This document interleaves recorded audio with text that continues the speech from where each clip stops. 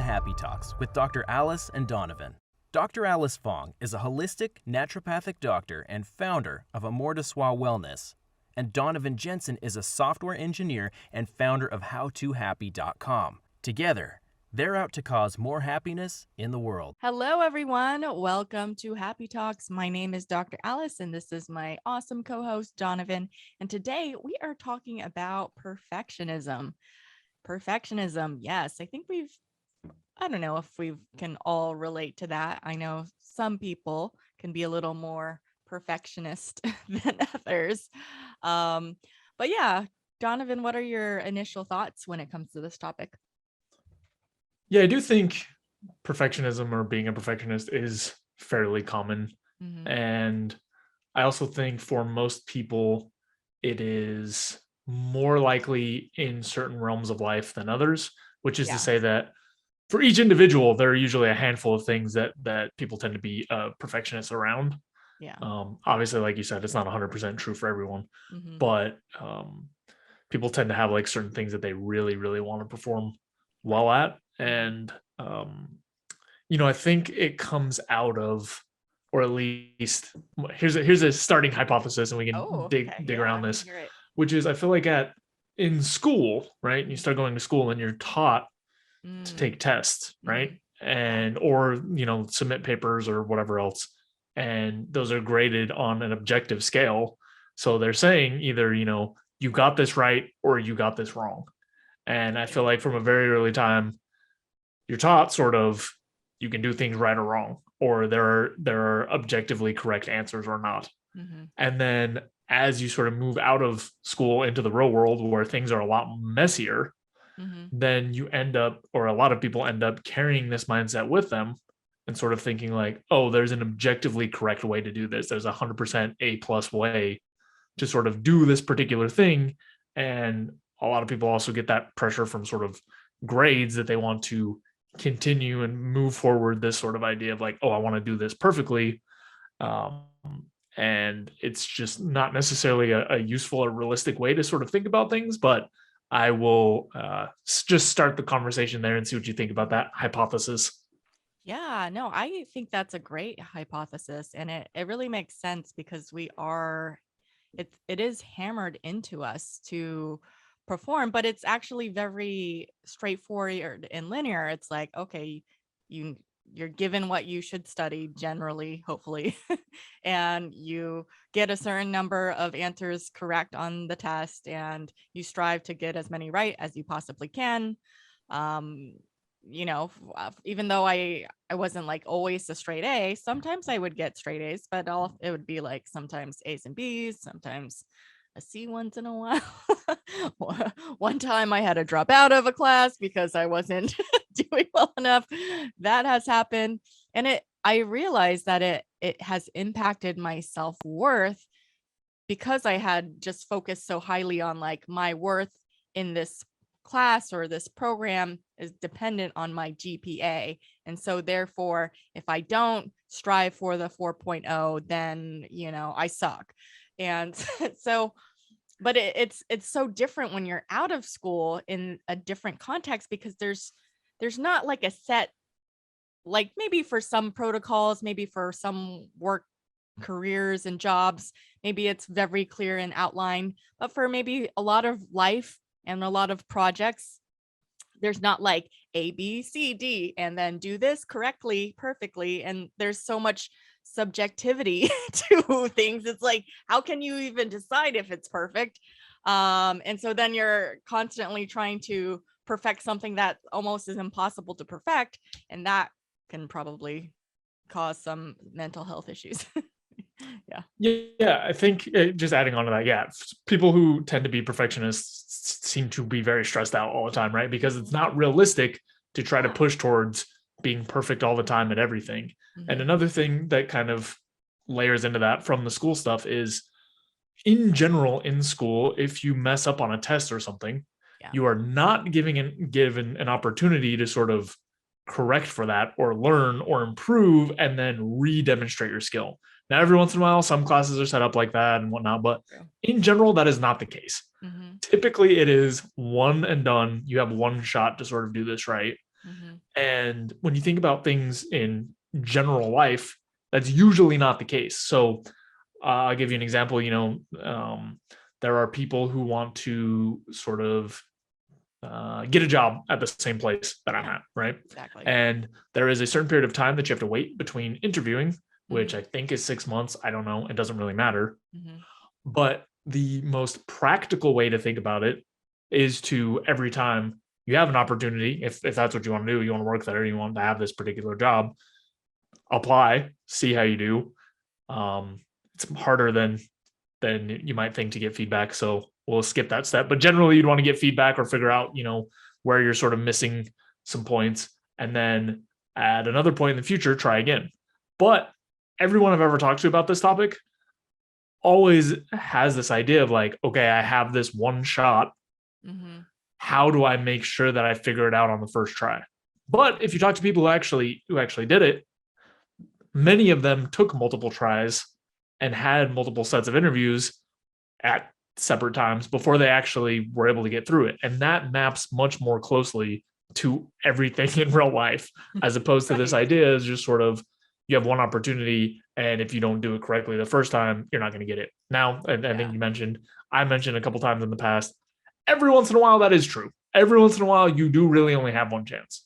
But generally that's not true. No, I agree. And I've adapted and learned through just life experiences that, maybe if you suck at an interview, you've gotten something out of it.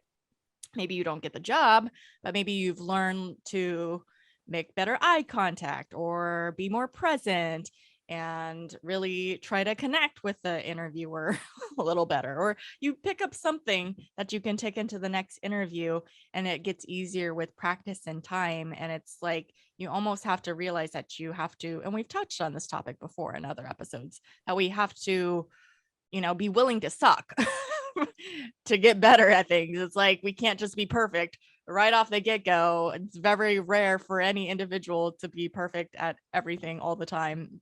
It's not really realistic. And I just thought of like one of my own job interviews for like one of like the first doctor jobs that I did not get. I completely bombed it, where there were probably like 10 doctors in the room interviewing me for that, which is intimidating enough. And I completely froze. And I just remembered, I don't know if this really relates to the topic, but I just remembered just like flashback of one question I remember from that interview was like, name a time when you were uncomfortable or something to that effect. And I was like, right now, I'm super uncomfortable because I absolutely bombed that interview. And, now I've kind of, it's not like, oh, if I don't get this job, I will never work a day ever in my life. That's not going to happen. I've had so many jobs since then, and I've gotten better at interviewing. I've built up my work experience. So I'm very desirable for people now, hopefully. But it took time. It took practice, and it took a lot of, fuck ups, basically. Yeah, I think the way you're talking about it now is sort of the more healthy and useful way to approach these things. But when you subscribe to something like perfectionism, like a lot of the time there's the belief systems that go along with that are, if you mess up that one interview, right, then you should just give up. Like I have heard recently in my life from people times where they were interviewing for something. We'll stick with that example. Specifically interviewing for something, did it one time, it did not go well, and have sort of written off that path for themselves. And, while we didn't have a conversation explicitly around perfectionism, I would have to say I think that's likely at play here, because it's only one shot, right? Like you've only made one attempt. And in that same vein, anytime that you are trying to do something like you talked about just now, and we've talked about in the past, there's a very, very high chance that you will have to go through a period of not being super awesome at it or whatever else.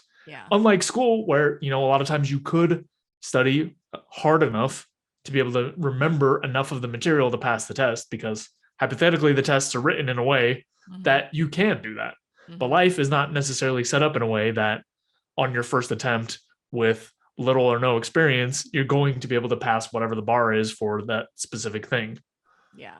Yeah.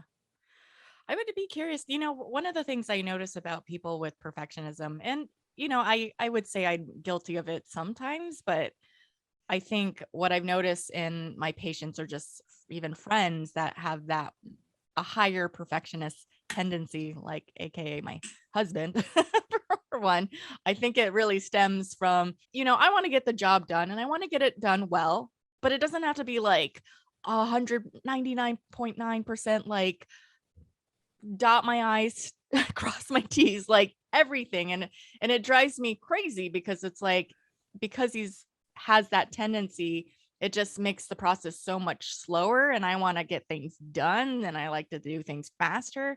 So we have that kind of um difference in our personalities. But I think part of that comes from like maybe his childhood stuff, and he deals with anxiety, and I think that's very common for a lot of people who have that tendency. It comes from anxiety of feeling like they're not worthy or they're not enough if they don't get it right. I'm all about like get the job done, but I don't have to like go to the extreme because I don't think that's very realistic. But then if you compared me to someone I view as like super lax, you know, then maybe to them I might be seem like, because I'm like, oh well, I want to get the job done completely. To someone else that might seem like I am a perfectionist because I'm trying to do all the things that I need to do. So maybe it's all relative.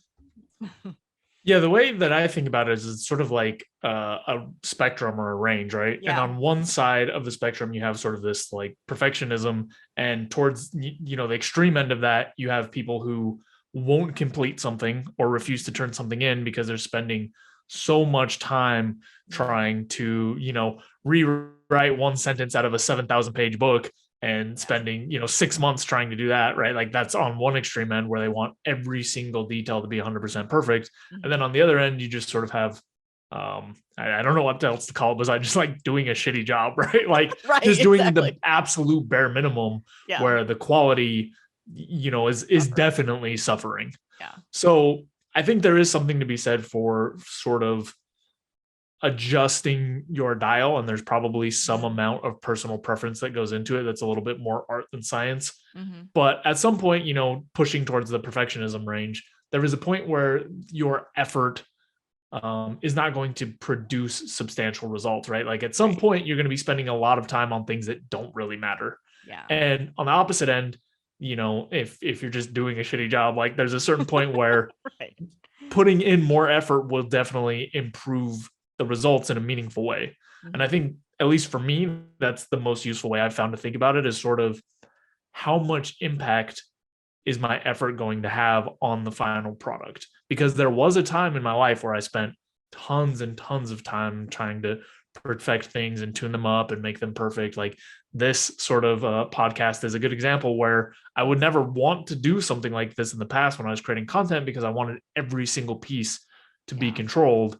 And I wasn't able to do things consistently or naturally because I was so focused on how can I make this perfect.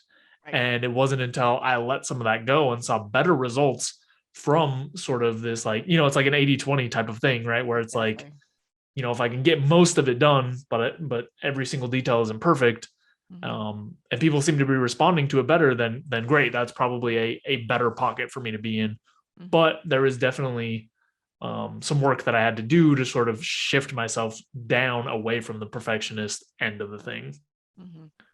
Yeah, I can relate to that a lot. I've had a similar experience. I think we've talked about this in another episode too, of content creation, of how, it would take me like 60 shots to record like a 2-minute video because I wanted like every single word, because I wanted to do it from memory. I didn't want to like read it off anything.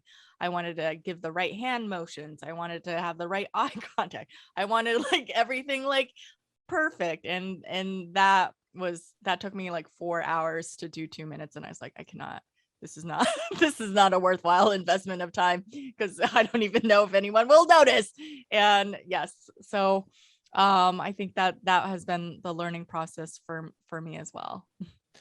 I think on the creative side of things in Mhm. particular, at least in the way that I've experienced it too, is I have had quite a few times where I spent a ton of time on something Yeah. that I thought was making the product or item, I don't know, whatever it was, better, only to find out that that people didn't care about the core thing. So another part of it is if you can find a easier way to sort of validate the thing that you've started working on is Mhm. actually a thing that people want, if that's the type of project you're working on, can really help a lot, right? So you know, for sort of a work slash school type example, like there were times in the past where I would just go ahead and write out this big thing, spend a ton of time trying to really tune up the details, make everything Mhm. perfect, only to find out that the core of what I was working on wasn't even really where it should be. Same thing Right. with creative projects. Like I spent a ton of time just trying to polish everything up and make it perfect. Mhm. And for what it was high quality, but it wasn't necessarily the correct thing. Yeah. So finding ways that you can sort of make the cycle shorter and not have these big, like, okay, I have to turn in this thing that is 100% perfect, Mhm. is also a way that I've found to really reduce perfectionism, because it's much easier to say, okay, here's this piece, or here's this outline or this shell or whatever else, and then Mhm. have someone go, oh yeah, okay, like maybe tune up this and this, and then as you get closer and closer to the end, really work out the fine details, Yeah. then to try to do that from the beginning and just hope that it's all exactly what it should be. Yeah. Yeah, that reminds me a lot of when I've created online courses. And the first course that I did, I mean, I did build it as I went, but I know like some people who might want to like, I want to build out my whole course, or I want to write my whole book out before I get any feedback at all, if this is actually resonating with the people that I want it to. And so you just spend all this time and effort and not like really even realize if it's something that they want or resonate with, and that could be a big waste of time. But at the same time, the way I did it, I mean, with other courses I was a little more relaxed about it, but still it was very stressful, and that I was just creating content as I go, because I was like, each week I'd like work with something new, but I'd have to like take in last feedback and like tweak it and adjust it and make it something that would resonate and be more productive or helpful for people. Yeah, and I think you've mentioned a couple ways to sort of do this, and Yeah. there are a bunch of other ways to do it too, right? Like Mhm. there are a bunch of different paths towards sort of like putting out feelers and sort of like Mhm. starting to shape things in the direction that you want. And whatever particular path works for you that helps you get sort of the feedback you need to get on target for what you're trying to create Right. is going to be the one that's fruitful. And you Mhm. know, this applies even to those things that are well, some of the things that are a little bit more Mhm. like towards school and stuff, right? Like if you're writing out an entire paper or an entire document or whatever else, just turning that in blindly without getting feedback from anyone else, or just submitting it blindly, like is less likely, far less likely to be perfect, Right. whatever that means, Mhm. than if you are to involve other people in the process and sort of get things tuned up as you go. Mhm. Yeah, absolutely. Another thing I think it's important to kind of recognize, I was just a thought that popped into my head was that it is important to recognize, I could see that it can be influenced by external factors, like let's say you have a boss that like you think you're turning in really great quality work, but this boss is always like micromanaging and like wanting like you draw out more or whatever it might be. And so that could maybe start the anxiety and kind of push your perfectionist tendencies even higher, because the anxiety is higher because of like this micromanaging boss, that could create that anxiety, even if it wasn't, even if you weren't an anxious person to begin with. So I just wanted to point that out as a possibility. Oh yeah, for sure. And I think that happens a lot to kids, right? I think Yeah. a lot of kids get this Parents. pressure of their parents being like, Mhm. "Why'd you get a C? as opposed to actually talking through sort of the process and the other pieces. It's just so focused on the outcome. And maybe this can open a piece of a discussion around not producing an environment that creates perfectionism in others and all the stress and anxiety that goes with it. But I think that's very, very common to just say, like, why'd you get a C? Why didn't you get an A? Which is not a very useful conversation, right? Like, it doesn't really talk about like ways to study better or sort of, the material and how they're like grappling with it and whatever else. And I think in the workplace, it can be the exact same sort of situation where if you have a boss that kind of sucks, instead of fostering growth and helping you develop skills that you need to sort of perform at the level they expect, they just ask or say, hey, you're not performing at the right level, so just start doing it. Which I think is slightly unfair, but so is life in general. And if you are the person on the receiving end of that, it's not necessarily a responsibility, but I guess it one of the only things you really have in your control is to sort of try to push back in the sense of saying, like, I would like to perform at this level. What can I do? Can you help me find the steps? Can you help me find the gaps, identify pieces of feedback and whatever else? Because if someone has certain expectations of you but can't help you get to them, then it's just kind of a losing battle. I mean, obviously you're not going to get nice, tidy feedback every time you ask, but without it, it's very, very difficult to sort of move up to a set of expectations. Yeah, you touched on a really good point in that we do have to communicate if we're wanting to get to a certain level, to express like what it is, like, hey, what do I need to do to get to that level, or ask for help, be willing to receive and ask for that help. And that might improve the situation, that might not, but I think it's important to communicate that.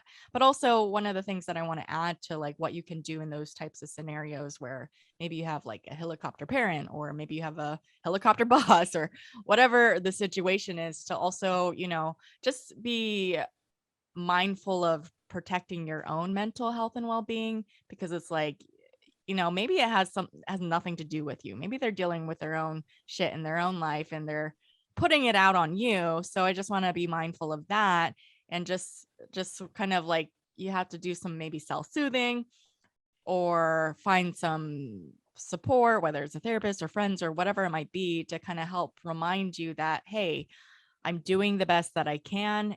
It's okay that it's not like perfect. I'm trying, I'm growing, and that's really what matters. Yeah.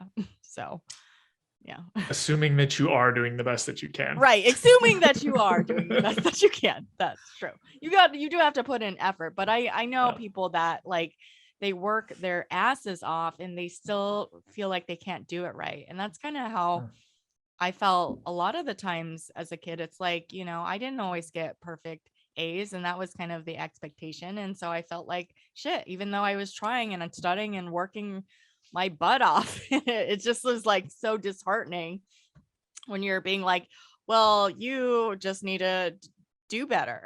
And it's like, I freaking study like into the hours of the evening, like, so it's maybe they don't fully know exactly what you're doing, or maybe you can just express that, like, I would study till like 4 a.m. during med school, but I realized I had to learn, I wish someone would tell me that it's not very productive because you're too tired and nothing's getting absorbed in your brain. It's actually more productive to get some sleep than to study till 4 a.m. But I was just so driven by the fear of failure and wanting to get it right and working so hard. You have to take a like step back and realize it's like, oh, okay, I'm doing what I can. Maybe there's something I can tweak. Maybe I need to have like a coach or a mentor or something to kind of be a guide. But this doesn't mean that I can't become a doctor or I can't achieve the thing that I want to achieve. It just means like, okay, there's a gap in my learning ability, and maybe I need some support somehow to help me close the gap on that learning curve.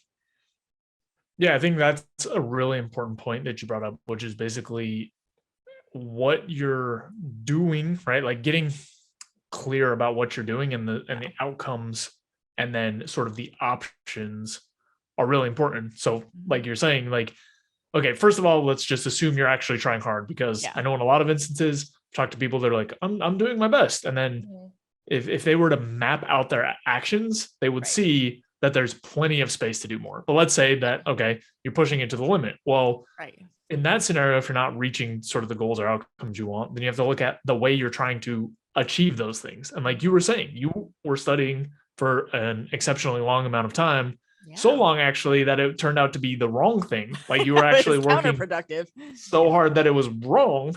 Yeah. And there was another sort of strategy or method you could use and eventually learn to use that produced better results. So, you know, if you are working at your maximum, the next thing to sort of look at is, well, is this work actually producing the sort of outcomes that I want? Because I've been guilty of this many times. I've seen it in others, where sort of this perfectionist idea, again, it's sort of this like effective use of time thing, where it's like you're pouring all this time into this thing that's not actually helping you achieve or create the thing that you want to in the way that you want. And I think that's where a lot of people get stuck, where they're just pouring all this time into a strategy that's not necessarily working, because either they think that that's what should work and it's not, or they haven't been able to come up with sort of an alternative path. But I think a lot of the time that is the place to really focus, to figure out what needs to change. Yeah. And it helps to, you know, you don't have to struggle through it alone. You know, combine, whether it's like a study buddy or a mentor or tutor or a coach or whatever it is. It's just like find someone, because it expands your like brain capacity. Like that's how I was able to survive. If I try to like get through med school all on my own without my study groups, I would not be where I am right now. And so it took like a collective mind, because it's like they might realize and help you understand things better from their perspective. And so like combine like 5 perspectives, then it's like 5 more times the brain power of tackling an issue in a way. So, or help you see like, oh, what are they doing to, you know, they're passing their tests, they're doing way better. You know, what is it that they're doing different? And maybe it's just finding the right learning style that resonates. Or it's maybe, you know, for me, I learned that I can read like the same paragraph in a book 5 times and I will not remember. Like I need to like be able to explain it. Like a active learning versus passive learning is way more effective time wise, and just way more effective in me actually understanding and learning it. So it's just like, I have no idea what I'm talking about, but I'm going to attempt to do it, and it's going to look ugly and it's going to suck. But then I'll realize what I missed and what I need to fill in before the test or presentation or whatever that might be. And that helped me perform a lot better. On a related note, in terms of talking to others, which I think is probably the best way to sort of make sure your strategy is on target. Yeah. Not only that, but for most tasks or things, other people have done them, right? So if you can find people who've already accomplished the thing that you're looking for, and multiple people, you know, 5-10 people, you can probably come up with quite a few strategies that have been effective for people in the past, and sort of mix and match off of their sort of strategies to find something that works for you. And then another piece on top of that is sort of, at least in my experience, a lot of times, like once you have those mix of strategies is when you are able to be more creative for yourself, right? When you only have sort of one thing you've ever heard of and you're trying that and it's not working and you're pushing really hard, I typically find that it's really hard to come up with any other paths. But when I've seen like 10, 15, 20 different ways of doing something or learning something or working on something, then I start to like be able to myself come up with paths that might be a little bit better for me. And then one other thing I wanted to add on was, as you're talking to people, if you can find people that have already done the thing that you want to do, it can help dissolve a lot of perfectionism, because if you ask about their journey, for most people, it is unlikely that they just showed up at the finish line. There are very, very few things that people can have enough natural talent in to be able to just sort of ride off of that into a sort of a position of success or happiness or whatever else it is that you're chasing down. Totally, totally. And yeah, it's a learning process and people might be at different stages. So it's like you can't necessarily compare yourself to someone who's been doing it for 5 years because they have more experience. Of course, they're going to be better than you at whatever if you're brand new to something. But kind of just circling back around because I think I wanted to elaborate a little more, and I kind of want to pick your brain on this idea of going back to anxiety and the self-soothing, because I think like for me realizing, because yes, as a child it was drilled, Asian parents want you to get A's and it's just like that pressure to perform and perfect. I think what would have helped me in those moments where I was like, oh man, if I don't get those A's, then I suck and I'm a bad daughter and a bad child and all of that, was to just like, I wish I had the insight I had now to tell my 19-year-old self or early 20-year-old self to be like, hey, no, it's okay. You're learning, you're growing, you are worthy. This says you are lovable, you are enough. Like kind of those self-soothing, like soothing the little child that thinks she's like a fuck up, essentially. So yeah. Yeah. What are your So thoughts? Yeah. I I don't know if had I had a question. Yeah, go ahead. my most recent and strongest experience, or my most recent experience was the strongest experience I've had in sort of breaking down perfectionism, which is I actually performed pretty well at almost everything I tried for a very, very long time up until I switched careers, which sounds really conceited, but it's true. Like I just sort of had this You're good at way a of lot of going about things. the world that it was just like, okay, Mm, cool, whatever thing I mm, apply myself to some degree, like I will probably perform pretty well. yeah. And it took switching careers to like absolutely drop the floor out from under me. Yeah. And having built up such a long period of sort of like, oh, I'm going to perform fairly well at just about everything I do. Hmm. And don't get me wrong, I've done some work to like get rid of a little bit of perfectionism in terms of just like wasting a ton of time on things, Yeah. but not around like, oh, I'm actually not good at this relative to my peers. Hmm. Like from what I can remember, at least that is not something that I can remember, or at least in a way that I couldn't just write it off and be like, yeah, of course I'm bad at badminton. I've never played badminton. Like, Right. um, but in sort of that process, it got me, I had heard like a bunch of times, Hmm. everybody's on their own path and you just have to figure it out and whatever else. But I never really felt it until Hmm. I switched careers and started seeing, people who had 10, 15 years of experience, Hmm. or even just, people coming out of school had 4 years of experience relative to my zero. Yeah. And I had to spend a lot of time sort of coming to terms with this idea of like, my value and worth has nothing to do with the path that I've chosen to walk. Hmm. And all of these things are sort of relative in the sense of, I've gotten to this place on my own path and this person went on their own path and they've just picked a different journey than me and they have different skills and struggles and whatever else, because it's also the first time that I ran into sort of people struggling with things that I felt that I was okay with at the same time as Mm. me struggling with something that, everyone around me was good at. Yeah. So I don't know that this is really a strategy or or useful or helpful at all, but that's what it took for me to really get grounded in a way that sort of erased a lot of this perfectionism, was just sort of really being immersed in an environment where I suffered for so long feeling like I was behind and whatever else, Hmm. until at some point my brain just allowed me to release that completely and fully accept like I'm just on my own path. Right. I might be the worst performer in this group of people and Yeah. it doesn't matter. Like nothing happens, I guess. I guess that's what ultimately broke it for me, is just Hmm. sort of seeing not being successful in the way that I had narrowly defined Hmm. didn't actually have any consequences. There was nothing extra negative that went on top of that. And, hypothetically, I could have done so poorly that I lost the job and I had to, find another one or whatever else. But realistically, in the day to day,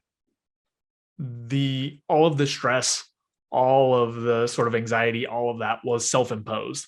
And even if somebody was saying like, oh, you're not performing up to this bar, you need to, step it up or whatever else, how much of that I internalized, which when I started was all of it, was still sort of up to me or on me in my control. And I was the one who was causing all the stress and anxiety for myself. So anyway, it's not really much of a strategy, but that's what it took for me to fully like sort of step into like this idea of things don't have to be perfect. You can just keep working hard and doing your best. And I think one of the things that helped me the most is recognizing the effort I put in did produce results. So it was slow and I was really far behind, but the effort, the genuine effort actually produced results. Whereas if I had just given up, which I had done in the past for other things, I would have made no progress. Right. Yeah. Yeah. No, I think that has been a really, I don't know if we are calling it a strategy, but I can relate to that story a lot, and kind of switching gears from career, but more to relationship in that, I had this like, in my teens and early 20s of like, oh yeah, I'll be a doctor by 27 or so. I'll get married. Start having kids in my early 30s. And it just like my picture perfect life. And I remember because I ended a relationship of almost 4 years. And so it kind of set back everything. And I still I was on my perfect timeline that I had predicted for myself. And I remember being in Mexico, and I might have shared this story, I don't remember, with my brother when he was telling me he was about to propose to his girlfriend. And I cried. I was so upset. I wanted to be happy for him, but I had like just broken up with my long-term boyfriend like 6 months earlier.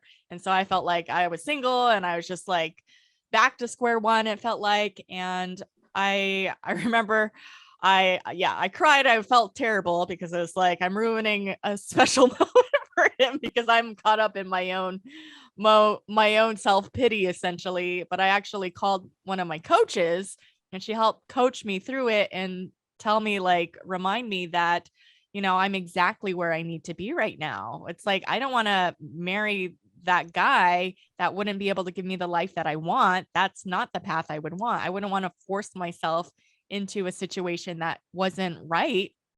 And my path is I needed to be single at that time.